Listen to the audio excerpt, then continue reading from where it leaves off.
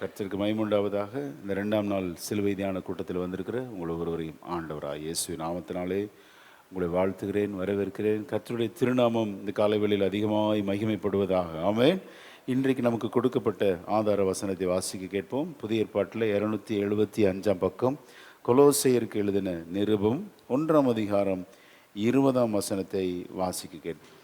அவர் சிலுவையில் சிந்தின இரத்தத்தினாலே சமாதானத்தை உண்டாக்கி பூலோகத்தில் உள்ளவைகள் பரலோகத்தில் உள்ளவைகள் யாவையும் அவர் மூலமாய் தமக்கு ஒப்புரவாக்கி கொள்ளவும் அவருக்கு பிரியமாயிற்று. கண்களை மூடி ஜெபிக்கலாம். பரிசுத்தமுள்ள நல்ல பிதாவே, இந்த அருமையான சிலுவை தியான கூட்டத்தின் 2ஆம் நாளுக்காக நன்றி செலுத்துகிறப்பா. நாங்கள் சபையராய் உமது சமூகத்திலே சற்று நேரம் தியானிக்க போகிற இந்த தியானம் மிகுந்த பிரயோஜனமாக இருக்க எங்களுக்கு உதவி செய்யுங்க. மறைந்திருக்கிற சிலுவையின் ஆண்டவரே ரகசியங்களை எங்களுக்கு கற்றுத்தாங்க சுவாமி.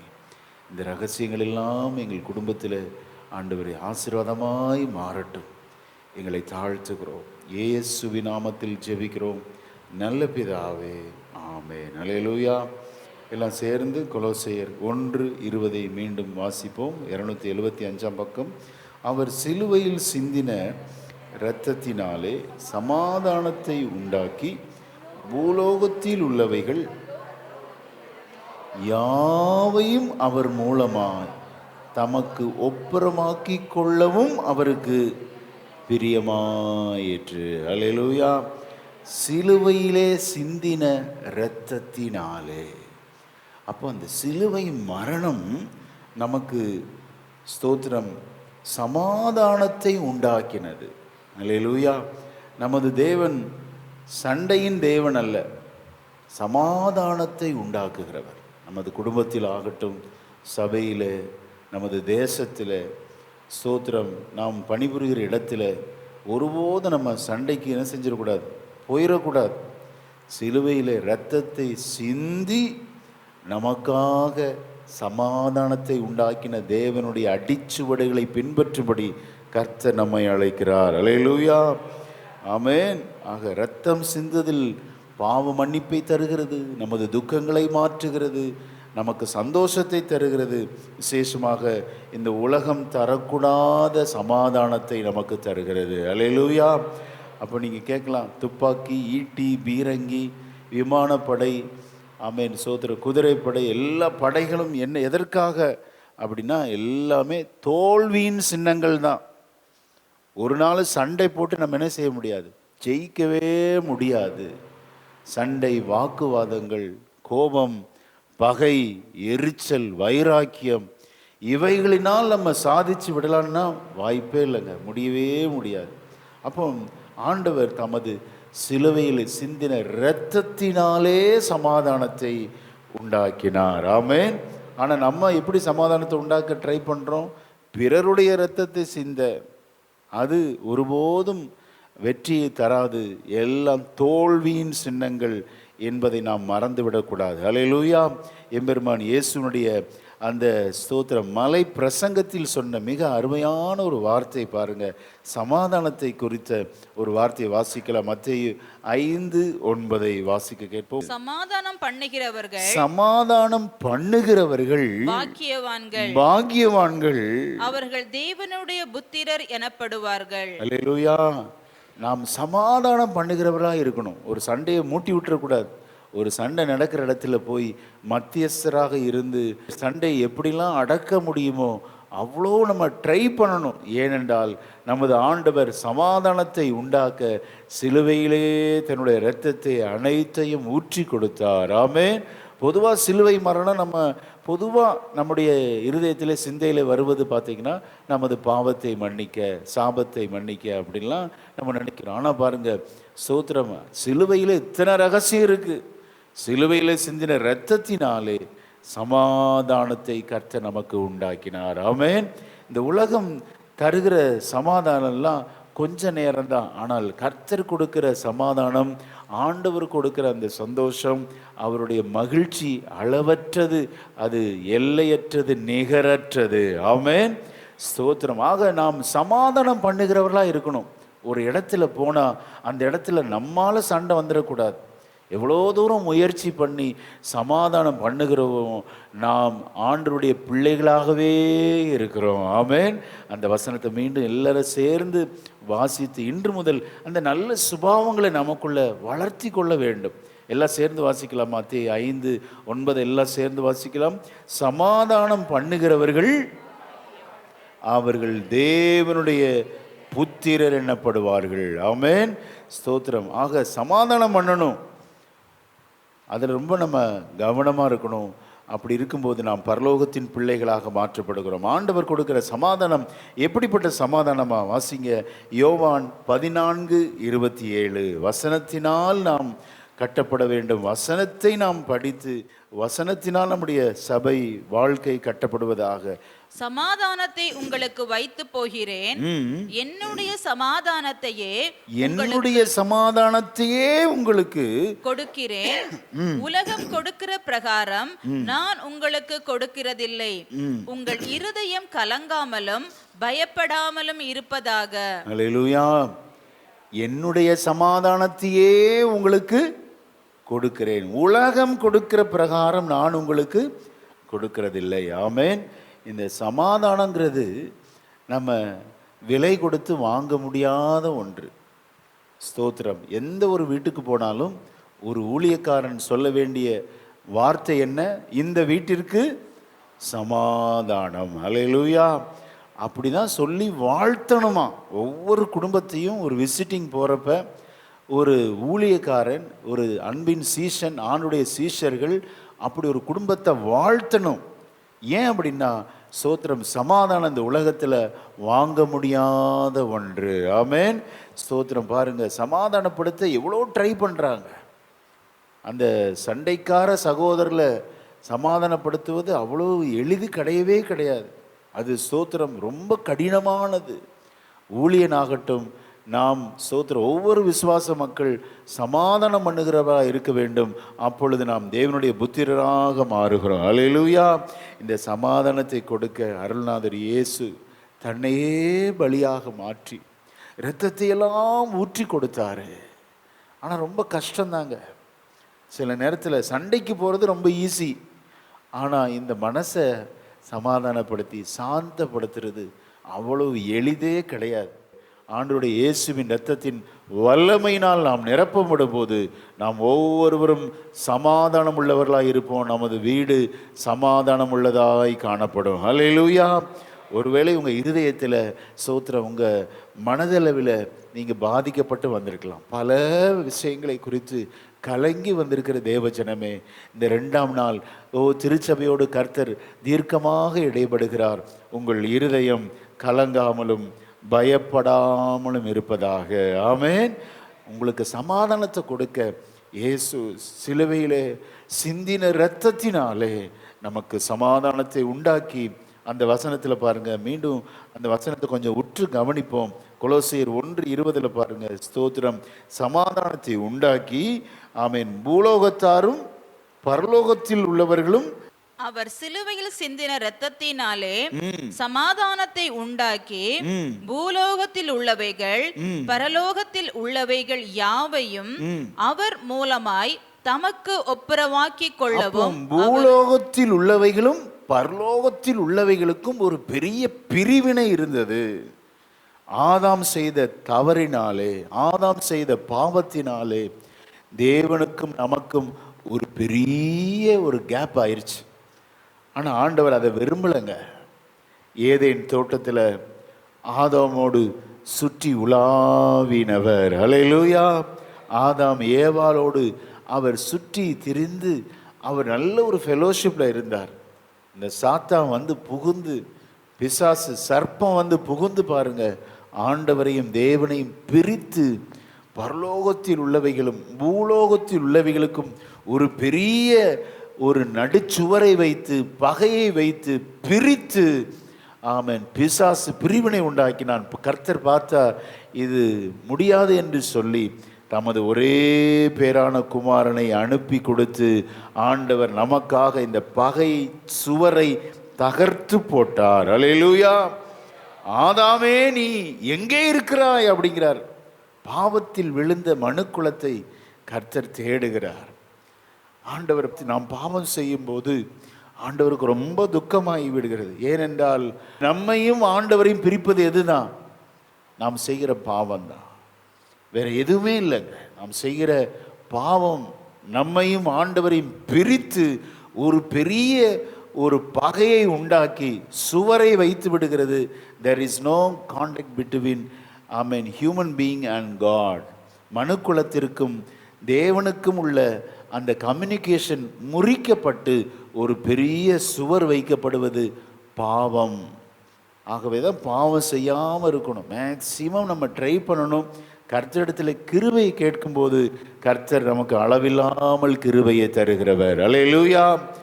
உங்கள் பாவமே கர்த்தர் செவி கூடாதபடிக்கு அது தடையாய் இருக்கிறது என்று வேதம் சொல்லுகிறது. நாம் செய்கிற ஒவ்வொரு பாவமும் ஆண்டவருக்கும் நமக்கும் இடையே உள்ள அந்த உறவை சோத்திரம் அது உடைத்து பெரிய பகையை உண்டாக்கி பிரித்து விடுகிறது.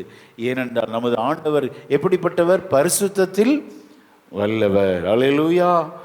ஆமென். சேரக்கூடாத ஒளியில், ஆமாம் பாருங்களேன், நம்ம அவர் சிருஷ்டித்த சூரியன் பக்கத்திலே நம்மளால் போக முடியலையே.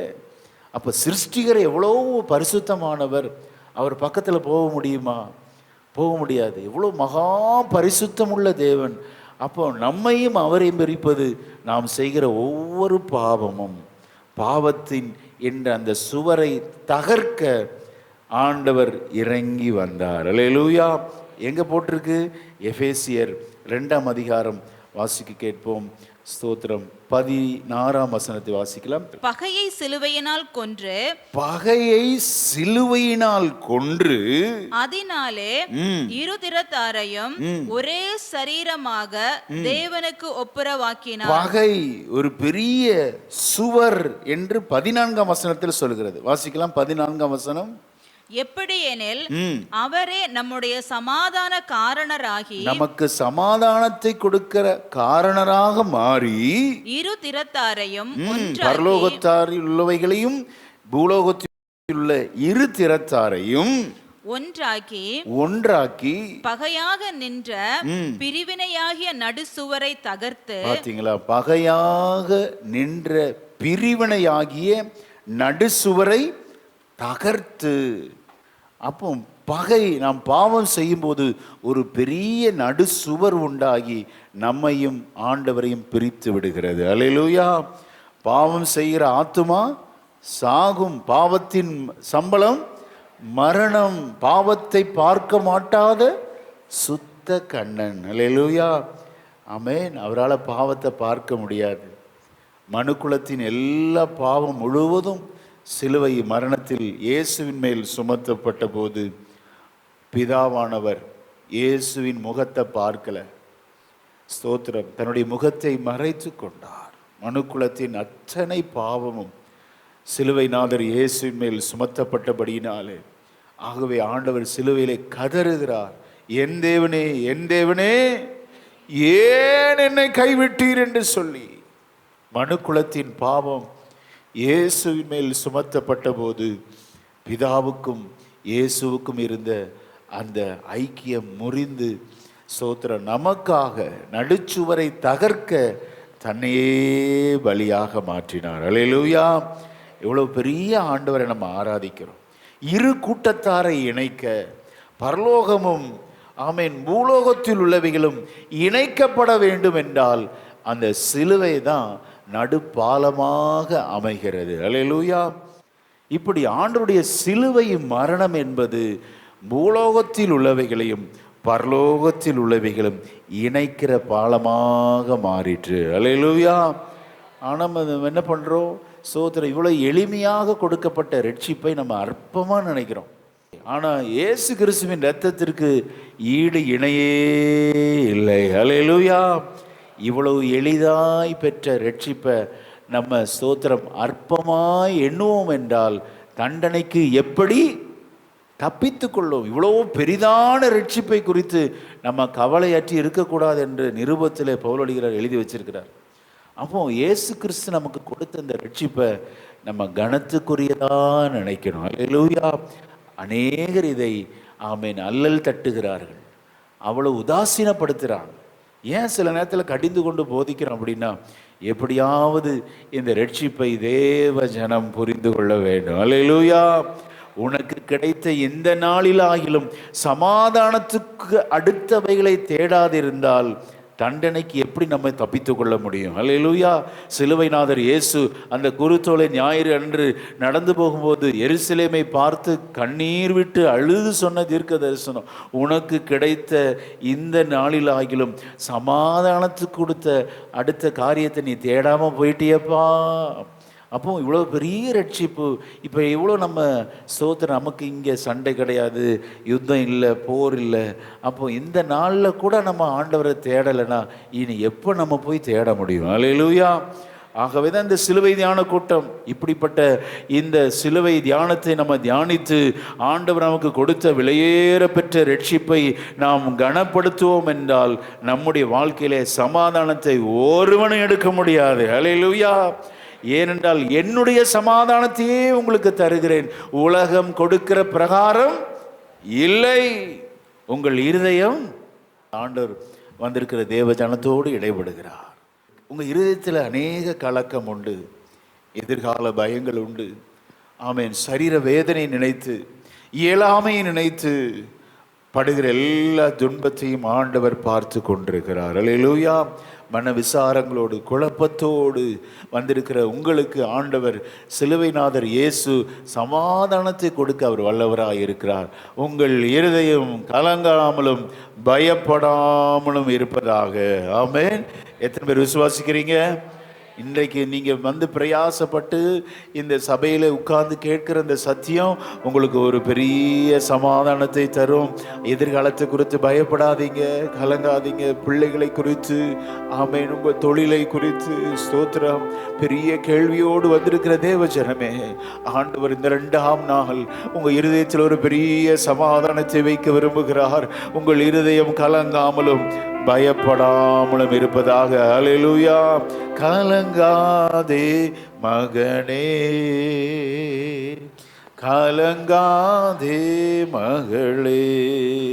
கரங்களை தட்டி கலங்காதே மகனே, கலங்காதே மகளே.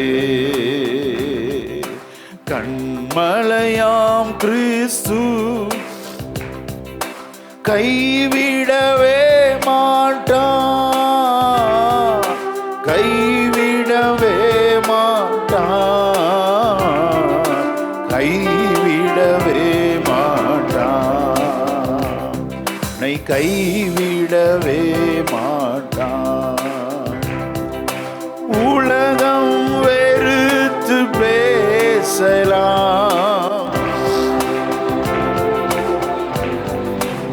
பாடலாம். உலகம்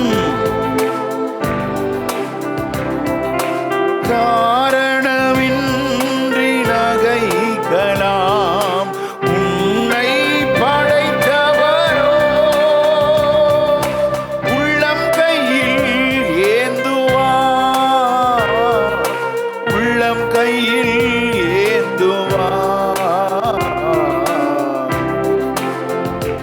ஏந்துவார், அவர் உள்ளம் கையில். கலங்காதே, கலங்காதே என் ஆத்துமாவே, நீ ஏன் கலங்குகிறாய்? ஏன் உனக்குள் தியங்குகிறாய்? கர்த்தரை நோக்கி அமர்ந்திரு, அவரே காரியத்தை வாய்க்க பண்ணுகிறவர். மகனே, எல்லா கரங்களை தட்டி உன்னுடைய இருதயத்தில் காணப்படுகிற எல்லா கலக்கங்களை கர்த்தர் எடுத்து போடுகிறார். கலங்காதே, திகையாதே, நான் உன் தேவன், நான் உன்னை பலப்படுத்தி உனக்கு சகாயம் பண்ணுவேன், என் நீதியின் வலது கரத்தினால் உன்னை தாங்குவேன், உனக்காக என்னுடைய இரத்தத்தையே சிலுவையிலே ஊற்றி கொடுத்து சமாதானத்தை ஏற்படுத்தினவர், உனக்கு வேண்டிய எல்லாவற்றையும் நான் அருளாதிருப்பது எப்படி? அல்லேலூயா. ஜீவனே கொடுத்தவர் எல்லாவற்றையும் அருளாதிருப்பாரா? உன் கணவனை குறித்து, பிள்ளைகளை குறித்து, எதிர்காலத்தை குறித்து, உன் மனைவியை குறித்து பாரப்படுகிற எல்லா பாரங்களையும் கர்த்தர் அறிகிறார். அல்லேலூயா. சமாதான கர்த்தர். ஆமென். நம்ம எப்படி இருந்த நம்ம எப்படி மாற்றிருக்கிறார் பாருங்க. இந்த சிலுவை எபேசியர் ரொம்ப ஆமென் நிருபங்களின் ராணி என்று அழைக்கப்படுகிறது. நிருபங்களுக்கே ராணி அப்படின்னா எபேசியர்.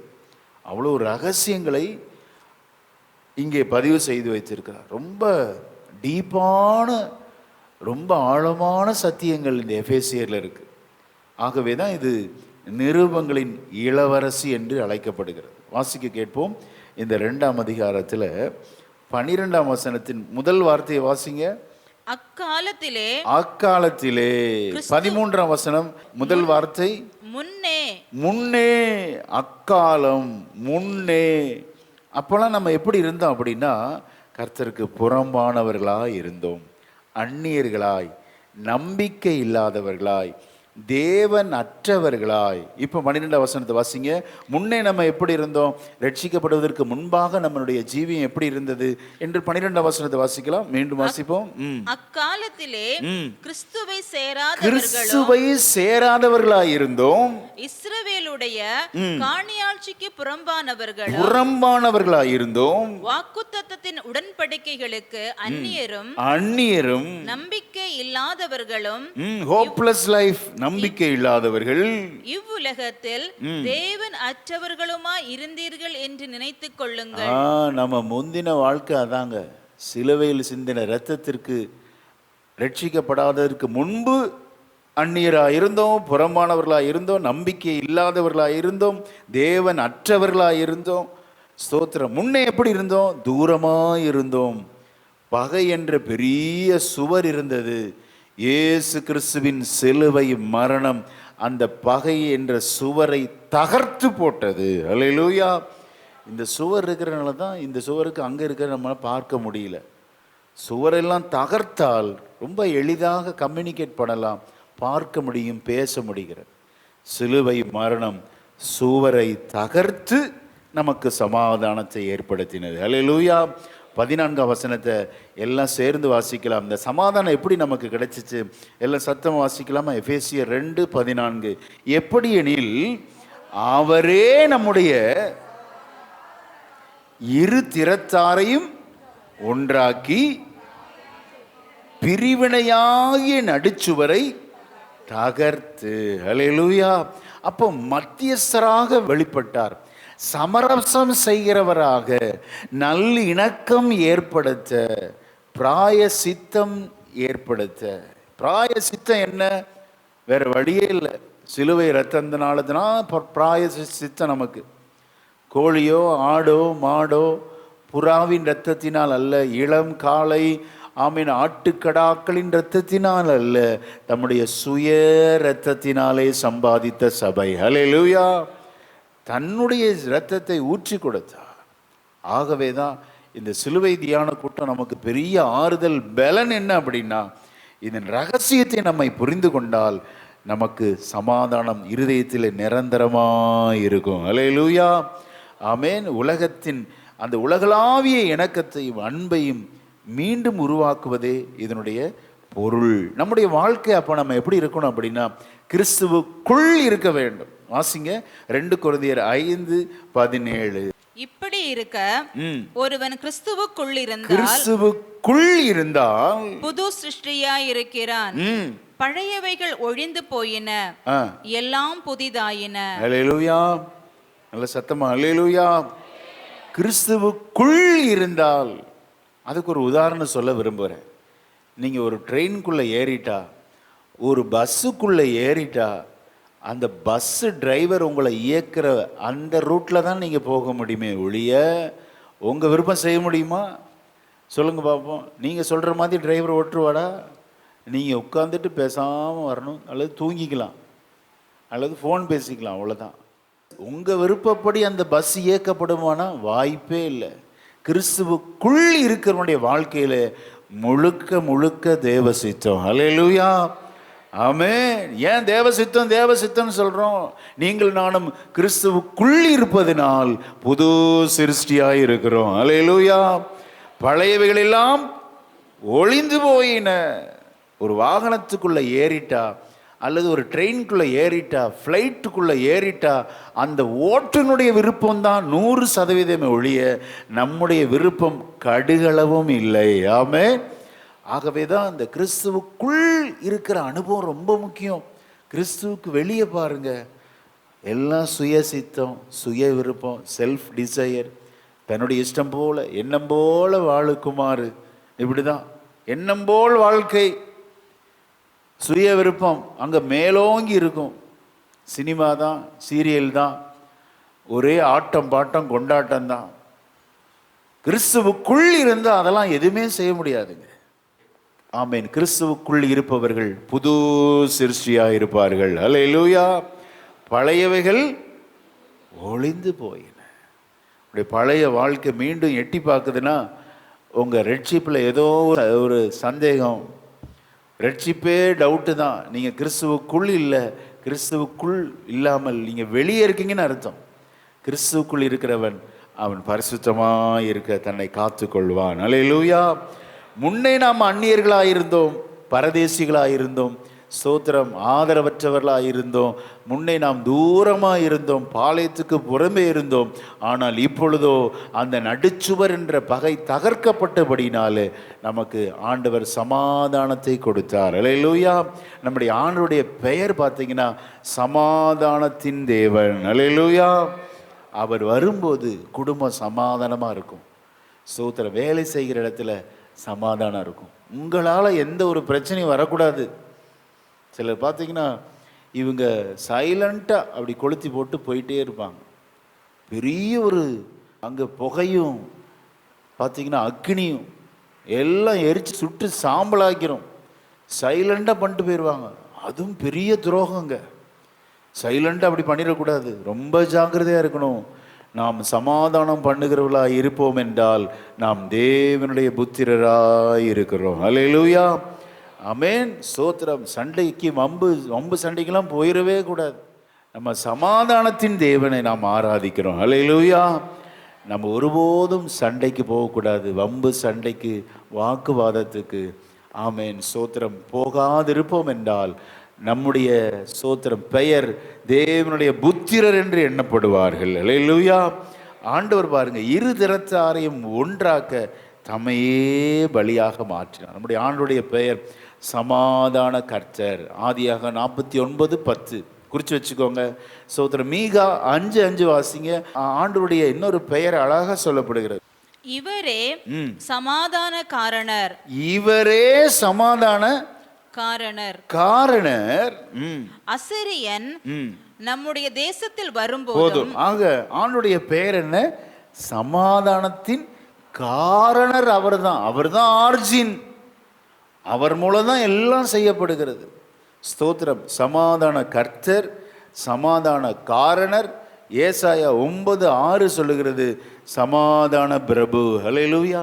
அப்ப சமாதானத்தின் பிரபுவாய் இருக்கிறார், சமாதானத்தின் காரணராக இருக்கிறார். சமாதான கர்த்தர் சமாதானத்தை உண்டு பண்ண தன்னுடைய சிலுவையிலே இரத்தத்தை ஊற்றி கொடுத்தார். அல்லேலூயா. அவர் மூலம் நமக்கு எவ்வளோ பெரிய ரட்சிப்பு கிடைத்திருக்கிற. நல்ல கரங்களை தட்டி உங்களுடைய இருதயத்தில் சமாதானத்தை கர்த்தர் தருகிறார். சமாதான காரணர், சமாதான கர்த்தர், சமாதான பிரபு உங்களை ஆளுகை செய்வாராக. ஹல்லேலூயா. சமாதான காரணர், சமாதான கர்த்தர், சமாதான பிரபு. ஹல்லேலூயா. சமாதானத்தை உண்டாக்க தன்னுடைய சிலுவையிலே தன்னுடைய இரத்தத்தை ஊற்றி கொடுத்தார். சில அற்புதம்லாம் செய்யும்போது ஆண்டவர் அற்புதம் முடிந்தவுடனே சொன்னார், சமாதானத்துடனே போ. ஹல்லேலூயா.